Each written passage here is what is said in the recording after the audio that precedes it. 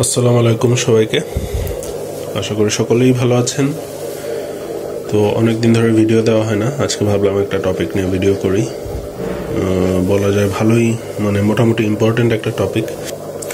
আমরা অনেক জায়গায় শুনি যে লাইফ ফুড হিসেবে আমরা যেই প্রধান তিনটা জিনিসকে চিনি, একটা হচ্ছে ব্রাইন শ্রিম্প হ্যাচেবল যেটা সেটা, আর একটা হচ্ছে ড্যাফনিয়া, আর একটা হচ্ছে টিউবিফেক্স। হ্যাঁ, আমরা সব জায়গায় শুনি যে লাইফ ফুড খুবই ভালো, লাইফ ফুড খুবই ভালো, কিন্তু লাইফ ফুডের মধ্যে আপনার যেটা ব্রাইন শ্রিম্প হ্যাচেবল সেটার কোনো সাইড ইফেক্ট না থাকলেও অন্য যে দুইটা আছে, একটা হচ্ছে টিউবিফেক্স আর একটা হচ্ছে ড্যাফনিয়া, এই দুইটা জিনিস খাওয়ানোর ক্ষেত্রে আমাদের একটু সাবধান থাকা উচিত। বিশেষ করে টিউবিফেক্সটা খাওয়ানোর সাইড ইফেক্টটা বেশি। টিউবিফেক্স ওয়ার্ম যেটা, সেটা খাওয়ালে মাছের প্যারাসাইট হওয়ার চান্স অনেক বেড়ে যায়, কারণ ওই জিনিসটা আমরা ফ্রেশ পাওয়ার চান্স খুবই কম আমাদের দেশে। হ্যাঁ, আর ডাফনিয়া যেটা, এটাও সিমিলার। ডাফনিয়া এই যে দেখতেই পাচ্ছেন, আমি যেটা খাওয়াতাম আগে ফ্রোজেন ডাফনিয়া, আমি 1 কেজি ডাফনিয়া কিনে আনছিলাম, সেখান থেকে এখন রয়েই গেছে বলা যায়, কারণ আমি আর খাওয়াই নেই। এই জিনিসটা আমার ভালো পড়ে নাই, তাই আমি আর খাওয়াই নেই। এই জিনিসটা খাওয়ানোর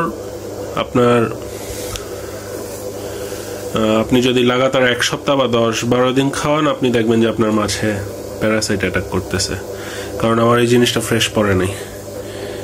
এটা হয়তো যেখান থেকে কালেক্ট করা হয়েছে জায়গাটা ভালো ছিল না, অথবা কোনো একটা কারণে আর কি। এই জিনিসটা খাওয়ালেই আমি দেখি যে আমার মাছের প্যারাসাইট হওয়া শুরু করছে, মাছ মারা যাওয়া শুরু করছে। যেমন আমি আরটিপিকে আগে দিতাম, আমি শুরু তো আরটিপি দিয়েই করছি, তো আরটিপিকে আগে দিতাম, তো মাছগুলোর প্যারাসাইট অ্যাটাক করতো, ব্রুড যেগুলো আর কি। আর তারপর থেকে আমি এটা খাওয়ানো অফ করে দিছি। তো আপনারা যদি এই ডাফনিয়া লাইফ ফুড হিসেবে খাওয়াতে চান, আপনারা একটু ভালো সোর্স থেকে কালেক্ট করবেন, পরিচিত যারা আছে তাদের থেকে কালেক্ট করার চেষ্টা করবেন, যাদের রিভিউ আর কি ভালো, আগেও কালেক্ট করছে অনেকে, রিভিউ ভালো দিচ্ছে, এরকম যদি পান তাহলে ভালো হয়। আর যদি আপনারা না জেনে কালেক্ট করেন, আপনারা ট্রাই করবেন ডাফনিয়াটা একটু ছাঁকনির মধ্যে নিয়ে একটু ধুয়ে খাওয়ানোর জন্য। আমি সাজেস্ট করি না জেনে কালেক্ট না করাই বেটার, আর না খাওয়ানোই বেটার। গাপ্পি মাছের লাইফ ফুড হিসেবে সব থেকে বেস্ট, গাপ্পি বলেন বেট্টা বলেন, সব থেকে বেস্ট হচ্ছে আপনার ডিক্যাপ না, ব্রাইন শ্রিম্প যেটা হ্যাচেবল সেটা খাওয়ালে, আপনারা যদি ফ্যান্সি গাপ্পি করেন, আপনাদের আমার মনে হয় না আপনাদের পোষাবে না এই ব্যাপারটা, আপনাদের অবশ্যই পোষাবে। আর লাইফ ফুড দিতে চাইলে ওইটা দেওয়াই বেস্ট। যেমন আমি এখন শুধু ব্রাইন শ্রিম্পটাই দিই, যে আমার সারাদিন সবসময় হচ্ছে হ্যাচে থাকে ব্রাইন শ্রিম্পটা। তো আমি এই জিনিসটা একদম অফ করে দিছি, এটা হয়তো আমি ফেলেই দিব, কারণ এটা কাউরে দেওয়া মানেও তার বিপদ ডেকে আনা। হ্যাঁ, তো এই ব্যাপারটা নিয়ে আপনারা একটু সতর্ক থাকবেন। এটা আমি যদি আজকে দেই, 4-5 দিন দেই, দেখা যাবে আমার মাছ অসুস্থ হওয়া শুরু করছে। এই হচ্ছে এটার অবস্থা, খুবই বাজে একটা অবস্থা। তো আমি এখন আর ডাফনিয়াটা খাওয়াই না, আমি কাউকে খাওয়ানো সাজেস্ট করি না। আপনারা বাইরের দেশে হয়তো দেখবেন খাওয়াতে, কারণ ওরা ফ্রেশটা কালেক্ট করতে পারে। এমন ফার্ম আছে বাইরে, থাইল্যান্ডে বা অন্যান্য দেশে, যে ওরা নিজেরাই ডাফনিয়া কালচার করে। হ্যাঁ, ভালো একটা পরিবেশে একটা ট্যাঙ্কের মধ্যে কালচার করে, বড় ট্যাঙ্কে কালচার করে, ওখান থেকেই ওরা খাওয়ায়। কিন্তু আমাদের দেশে তো ম্যাক্সিমাম ডাফনিয়া আপনার ধরা হচ্ছে ওই যে ধান ক্ষেতের যে পানি, ওখান থেকে, ধান ক্ষেতের বা বিলের পানি থেকে। তো ওই সব জায়গায় আপনার কোনো গ্যারান্টি নাই যে এগুলো প্যারাসাইট হবে নাকি হবে না। তো সবাই বলে যে, সবাই শুধু পজিটিভ দিকটাই বলে, এটার যে একটা নেগেটিভ দিকও আছে, এই ব্যাপারটা নিয়ে আপনাদের জানা দরকার। আর মাছ আমার কাছে মোটামুটি এখন বলা যায়, এখানে দেখতে পাচ্ছেন বাচ্চা দিছে, এটা হচ্ছে ব্লু টপাস।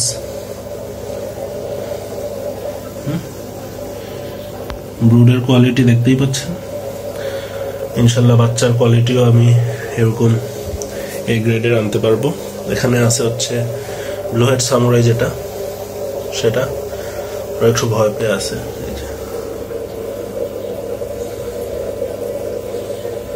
ব্লু হেডটা কি বোঝা যায়?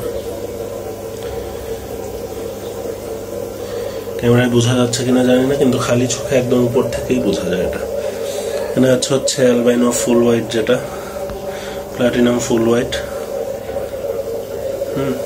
আর এই ট্যাঙ্কটাতে, এটাতে আমি আপনাদেরকে একটু দেখাই।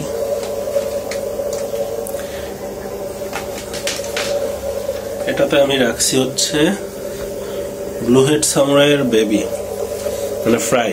এখানে অনেক পরিমাণে ফ্রাই দিছে ব্লু হেড সামুরাই। ওগুলোকে আমি এই কন্টেনারে করে এই ট্যাঙ্কটাতে রাখছি, কারণ এই ট্যাঙ্কটাতে হচ্ছে আমার হিটার আছে।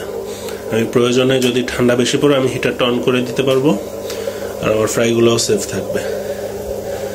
ব্লু টপাজের যেটা, এটা তো এমনিতেই হিটার আছে, এটার ফ্রাই বাইরে দিয়েই ঘুরতে থাকে। আর রেড মস্কোতে আমি হচ্ছে এখনো কোনো হিটার দেই নাই। ওরা আলহামদুলিল্লাহ এখনো সুস্থ সবলভাবেই ফ্রাই দিতেছে, ব্রিডিং করতেছে, সবকিছু আলহামদুলিল্লাহ ঠিক আছে। আর এখানে আছে হচ্ছে রেডটেল প্লাটিনামের ফ্রাই আমি কালেক্ট করতেছি আর হচ্ছে আউটডোরে নিয়ে যাচ্ছি। রেডটেল প্লাটিনাম আমি যেই কোয়ালিটি এনেছিলাম এখনো আলহামদুলিল্লাহ সেই কোয়ালিটি ধরে রাখতে পারছি। তো এই হচ্ছে আমার ইনডোর সেটআপের অবস্থা। এখানে ফ্রাই বলতে শুধু 3টা ভ্যারাইটির ফ্রাই আছে। এখানে আমি অ্যালবাইনো ফুল হোয়াইট যেটার, ওইটার ফ্রাই এখনো কালেক্ট করি নাই, কারণ এটা মাত্র লোডেড হইতেছে। এই মাছটা মাত্র লোডেড হইতেছে। এই যে এটার গ্রোথ একটু স্লো ছিল শুরু থেকেই, তো সেই অবস্থাতেই আছে এখনো। ইনশাল্লাহ আমি হয়তো 1 সপ্তাহ বা 10 দিনের মধ্যে ফ্রাই পাবো। রেড মস্কোর ওখানে ফ্রাই ভরা, এখান থেকে দেখা যায় কিনা জানি না, কিন্তু ওই কর্নারটাতে ফ্রাই একদম গিজ করতেছে। তো কেউ মাশাআল্লাহ বলতে ভুলবেন না অবশ্যই। এই হচ্ছে আমার ইনডোর সেটআপের অবস্থা। আমি একটু আপনাদেরকে এখন আউটডোর সেটআপটাতে নিয়ে যাব। তো চলেন আমি আউটডোর সেটআপটাতে যাই। এই হলো আমার আউটডোর সেটআপের অবস্থা। এখানে দেখতেই পাচ্ছেন রেডটেল প্লাটিনামের প্রচুর ফ্রাই ঘুরতেছে। এইটাতে ফ্রাই, এইখানে আছে কিছু ফিমেল, এখানে কিছু মেল, সেমি অ্যাডাল্ট সব। ওইটাতে এখন কিছু নাই, ওইটাতে ওই যে 1 জোড়া রেড মস্কো রাখছিলাম আউটডোরে, ওগুলো এখনো আছে আলহামদুলিল্লাহ, সার্ভাইভ করতেছে। এক্সপেরিমেন্ট হিসেবে রাখছিলাম, 1 জোড়া তো ধরা যায় না। এটাতে আছে আমার গোল্ডেন লাইন ইয়েলো শ্রিম্প, যেটা ওইটা আমি ছেড়ে রাখছিলাম। দেখাতে পারবো কিনা জানি না, মনে হয় না, নাড়া দিলে আপনার গাছগুলো এলোমেলো হয়ে যাবে। আর এই যে আমি ইনডোরের যে স্টার গ্রাসটা আছে ওইটা আমি আউটডোরে নিয়ে আসছি।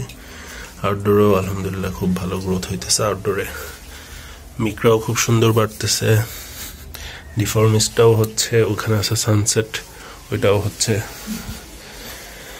তো এই হলো আমার আউটডোর সেটআপের অবস্থা। এখানে ফ্রাই, ওখানে ফ্রাই, নিচের গুলো সেমি অ্যাডাল্ট, এখানে শুধু ছোট মাছগুলো আর কি। আর ব্রুটগুলো সব ইনডোর, ওখান থেকে ফ্রাই কালেক্ট করি। বাইরে মূলত আমি আরটিপির ফ্রাইগুলোই দিতেছি, কারণ আরটিপির ঠান্ডা সহ্য করার ক্ষমতাটা একটু বেশি আমার মনে হইতেছে। আর বাকি বেশিরভাগই তো আমার অ্যালবিনো গ্রুপের মাছগুলো আমি আউটডোরে দিব না উইন্টারের মধ্যে। তো এই আপনাদেরকে যেটা মেইন টপিক ছিল সেটা হচ্ছে ডাফনিয়া নিয়ে। আপনারা ডাফনিয়া খাওয়ানোর ক্ষেত্রে অবশ্যই সতর্ক থাকবেন। আপনারা ওইটা কালেক্ট করার ক্ষেত্রে ভালো সোর্স থেকে যদি কালেক্ট করতে পারেন তাহলে আপনারা খাওয়াইতে পারেন, কোনো সমস্যা নেই। আর যদি আপনারা আননোন সোর্স, চিনেন না জানেন এমন সোর্স থেকে খাওয়ান, তাহলে না খাওয়ানোই বেটার। তো আমি যেটা বলছিলাম আসলে, যে আপনারা যদি ভালো সোর্স থেকে ডাফনিয়া কালেক্ট করতে না পারেন, আপনাদের খাওয়ানোর মতো রিস্ক নেওয়ার কোনো প্রয়োজন নেই। আপনারা যদি ভালো সোর্স থেকে কালেক্ট করতে পারেন, পরিচিত মানে মার্কেটে চেনা জানা কেউ যদি হয়ে থাকে, তাহলে কালেক্ট করতে পারেন, খাওয়াতে পারেন, কোনো সমস্যা নেই। আর যদি আপনারা কালেক্ট করতে নাই পারে না, এবং আপনাদের কাছে যদি মনে হয় যে ব্রাইন শ্রিম্প বেশি খরচ পড়ে যায়, তাহলে আপনারা ড্রাই ফ্রুট খাওয়ান। আপনারা ভালো প্রোটিনযুক্ত ড্রাই ফ্রুট যেগুলো আছে ওগুলো খাওয়ান, কোনো সমস্যা নেই। আপনার মাছের গ্রোথ লাইফ ফুডের মতো না আসলেও ভালো আসবে, খারাপ আসবে না। তো এই হলো আজকের ভিডিওর মূল টপিক। আমি যেটা সাফার করছি আমি সেটা আপনাদের সাথে শেয়ার করলাম। আপনারা যেন সেম জিনিসটা সাফার না করেন, কারণ এই জিনিসটা আমার বেশ ভালো পরিমাণের মাছ মারা গেছে এটা খাওয়ানোর কারণে, প্যারাসাইটের অ্যাটাকে। হ্যাঁ, তো সবাই ভালো থাকবেন, সুস্থ থাকবেন। এরকম ইনফরমেটিভ ভিডিও যদি আপনাদের লাগে, আপনারা টপিক বলতে পারেন কমেন্টে, আমি সেই টপিকের উপর ভিডিও বানাবো। চ্যানেলটাকে একটা সাবস্ক্রাইব করে দিবেন। আল্লাহ হাফেজ।